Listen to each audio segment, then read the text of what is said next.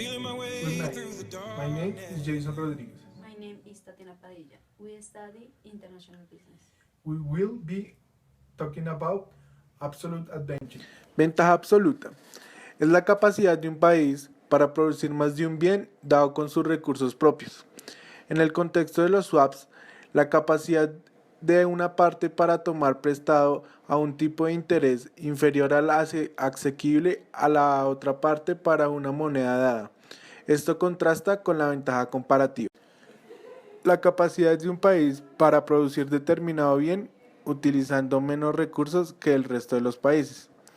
La teoría de la ventaja absoluta defiende que los países deben especializarse en los bienes para cuya producción emplean menor capacidad de inputs que los demás países y exportar parte de estos para comprar los bienes que otro país produce en un menor costo. El comercio internacional no se rige por esta teoría, sino por la teoría de la ventaja comparativa. La teoría de la ventaja absoluta anunciada por Adam Smith, según la cual cada país se especializa en producir aquellas mercancías para las que tenga ventaja absoluta, medida esta por el menor coste de la producción en términos de trabajo con respecto a los demás países.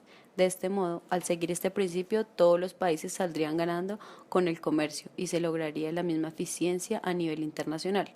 Esta teoría, mediante la cual Adam Smith trató de generalizar el principio de la división del trabajo al marco internacional, tiene sin embargo algunos puntos débiles. El valor de una mercancía dentro del país viene determinada por la mano de obra necesaria para su producción. Si el producto de una actividad productiva, pudiera venderse a un precio superior al valor del trabajo que contiene, la mano de obra ocupada en otras actividades productivas las abandonaría y se emplearía en esta otra actividad más remunerada. La oferta en esta industria aumentaría hasta que descendiera el nivel del valor del trabajo contenido en el producto.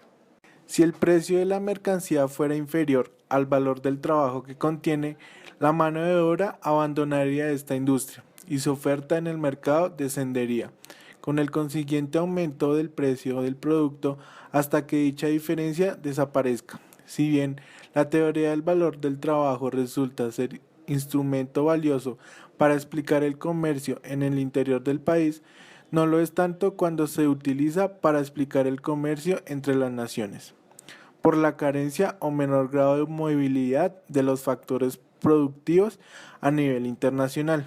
Pues si un país tiene ventaja absoluta en la producción de varios bienes, este país lo produciría todos y el otro ninguno. Este segundo inconveniente lo trató de superar David Ricardo en 1917 con su teoría de ventaja comparativa. Ahora les presentaremos la vida y obras de Adam Smith.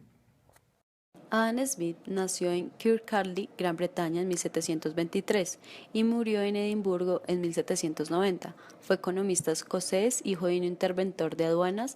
A la edad de 14 años, ingresó en la Universidad de Glasgow, donde fue discípulo de Francis Hutcheson, profesor de filosofía moral. Graduado en 1740, ganó una beca en el Balliol College de Oxford, en el que adquirió formación en filosofía. Ejerció la docencia en Edimburgo y a partir de 1751 en Glasgow como profesor de lógica y filosofía moral. En 1759 publicó Teoría de los sentimientos morales, obra profundamente influida por el utilitarismo de Bentham y Mill, en la que describía la formación de los juicios morales en el marco de un orden natural, de ámbito social, y sobre cuyos principios basaría su posterior liberalismo económico. Smith veía en el comportamiento humano la presencia de una dualidad entre razón e impulsos pasionales. La naturaleza humana, individualista y racional al mismo tiempo, empuja al hombre tanto al enfrentamiento como a la creación de instituciones destinadas a la consecución del bien común. Expuso además la creencia en una mano invisible, armonizadora de los intereses individuales en el marco de la actividad colectiva. En 1763 abandonó Glasgow y aceptó, por recomendación de David Hume, un empleo en Francia como predecesor del joven duque de Buccleuch, hijastro del canciller. En Francia conoció a Turgot y Quesnay y otros economistas, fisiócratas y enciclopedistas de la época. Residió principalmente en Toulouse y París. ciudad desde la que tuvo que regresar a Londres debido al asesinato del hermano del duque de Buccleuch. En el curso de una corta estancia en Ginebra conoció a Voltaire. En Francia inició la redacción de su obra más importante, la investigación sobre la naturaleza y las causas de la riqueza de las naciones, An Inquiry into the Nature and Causes of the Wealth of Nations, dividida en 5 libros que terminó de escribir durante 6 años en su pueblo natal, Kirkcaldy, cerca de Edimburgo, y publicó después de una estancia de 3 años en Londres, en 1776. Su principal aportación teórica es el análisis del mercantilismo, mediante el cual el libre juego de mercado, tanto a escala interna como en las relaciones comerciales como otros países, entre los diversos sectores de la economía general, el máximo beneficio económico del conjunto. Como consecuencia, se mostró siempre contrario a cualquier intervención o regulación de la actividad económica, reduciendo el papel del Estado al garante de las reglas del juego. Se opuso al mercantilismo al considerar la riqueza de una nación como la producción anual de bienes y servicios, las cosas necesarias y útiles para la vida, en lugar de las reservas de metales preciosos, y a la escuela fisiócrata al descartar la tierra como el origen de toda riqueza y proponer en su lugar el factor trabajo. A este respecto, Smith incidió en la especialización como el determinante de la capacidad de una sociedad para aumentar su productividad y en consecuencia su crecimiento económico. Estableció una teoría del valor de un bien que distinguía entre su valor de cambio, capacidad de ser intercambiado por otros bienes, y su valor de uso, utilidad que aporta. Con respecto al valor de cambio, su medida era el trabajo útil incorporado en su obtención, es decir, que una mercancía tiene un precio natural determinado por el coste de producción medido en trabajo, y un precio de mercado. En situación de libre competencia, este último convergería hacia el primero. Adam Smith completó su análisis con una teoría sobre la distribución de la renta que distinguía entre 3 categorías de rentas: salarios, beneficios del capitalista y rentas de la tierra, para sostener a continuación que los salarios eran fijados por las leyes de la oferta y la demanda, aunque reconoció la existencia de un valor mínimo de subsistencia por debajo del cual ya no podían descender.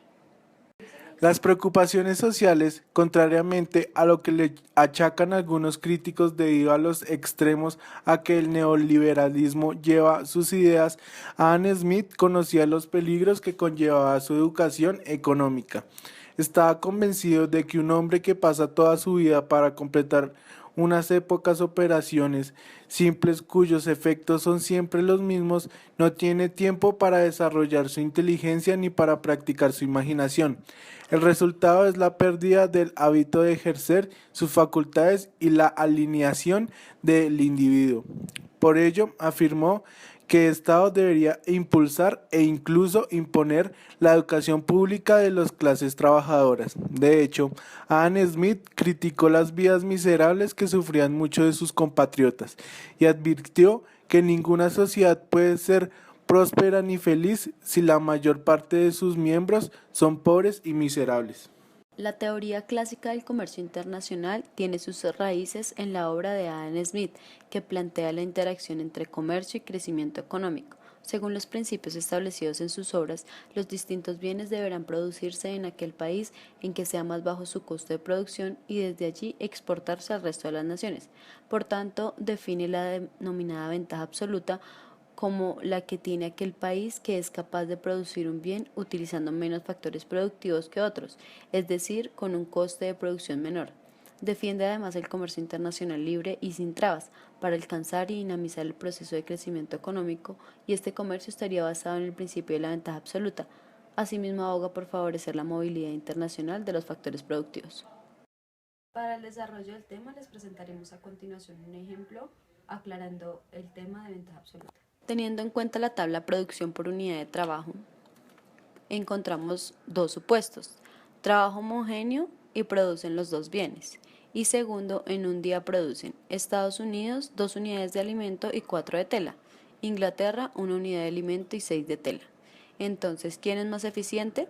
Primero, Estados Unidos con la misma cantidad de trabajo es más eficiente que Inglaterra en alimento.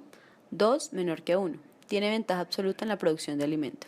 Segundo, Inglaterra con la misma cantidad de trabajo es más eficiente que Estados Unidos en la producción de tela. 6, menor que 4. Tiene ventaja absoluta en la producción de tela. Jason, desde la perspectiva anterior, ¿resultaría rentable el comercio internacional entre Estados Unidos e Inglaterra? Claro que sí, y resultaría benéfico en el doble sentido. Primero, en ausencia de comercio entre ambos países, tanto Estados Unidos como Inglaterra tendrían que producir los dos bienes forzosamente, pero de manera ineficiente.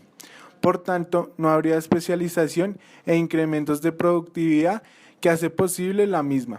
No obstante, si ambos países deciden abrirse al libre comercio internacional, se generaría economías de escala en los sectores de actividad económica en los cuales cuentan con ventajas absolutas.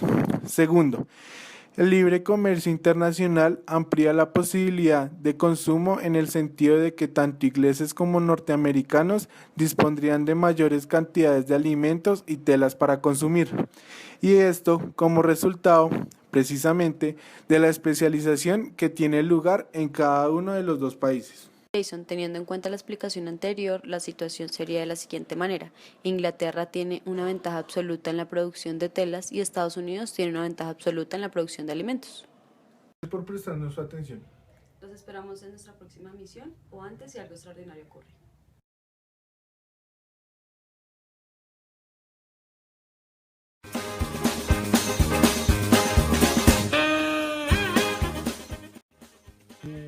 Próxima atención, o antes si algo extraordinario ocurre.